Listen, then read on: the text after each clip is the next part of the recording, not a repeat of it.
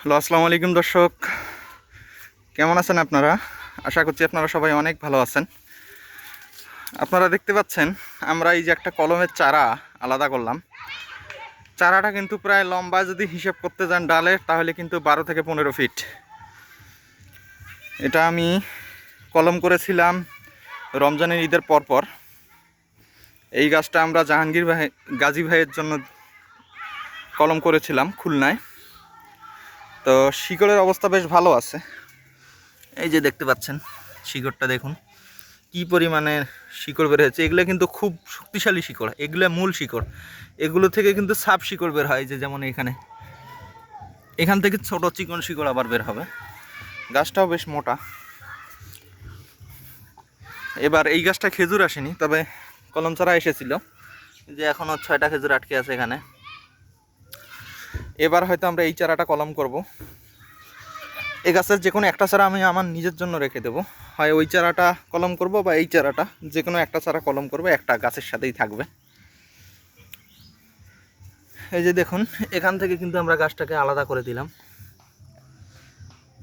আমি একসাথে 2টা কলম করিনি, কারণ অনেক শিকড় কেটে যায়। এই সাইডের শিকড়গুলো কিন্তু গাছের কেটে গেছে, এটার গোড়ায় 3টা আছে, সেই ক্ষেত্রে আমি একসঙ্গে করিনি কলম। এখন করব, এইখানে মাটি দেওয়ার পর কলম করব 15 দিন হয়তো পর।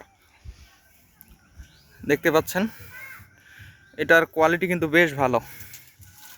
দেখতে পাচ্ছেন খুব শিকড়ের অবস্থাও বেশ ভালো, প্রচুর শিকড় আছে। বেশ কিছু কেটে দেওয়া লাগলো, তবে যা এখনও আছে আলহামদুলিল্লাহ অনেক ভালো।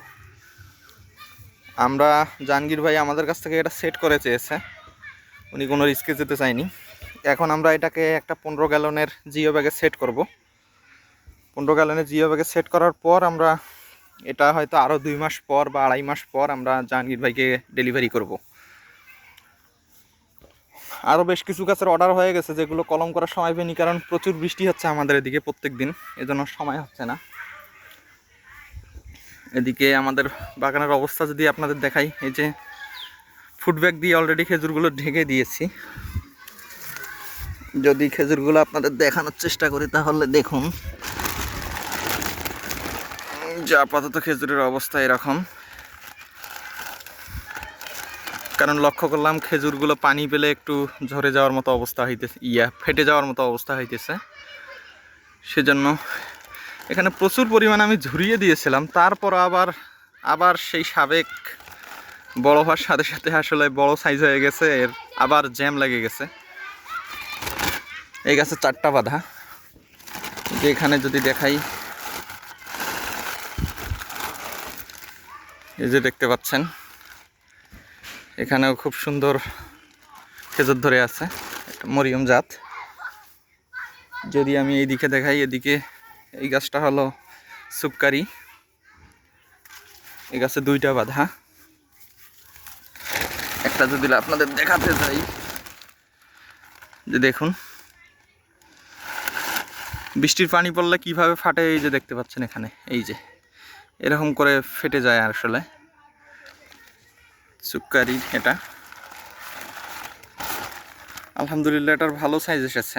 সুপকারি খেজুর খুব একটা বড় হয় না, তবে যা সাইজ এসেছে আলহামদুলিল্লাহ ছোটো গাছ হিসেবে, পরবর্তী বছর ইনশাল্লাহ আরও ভালো হবে।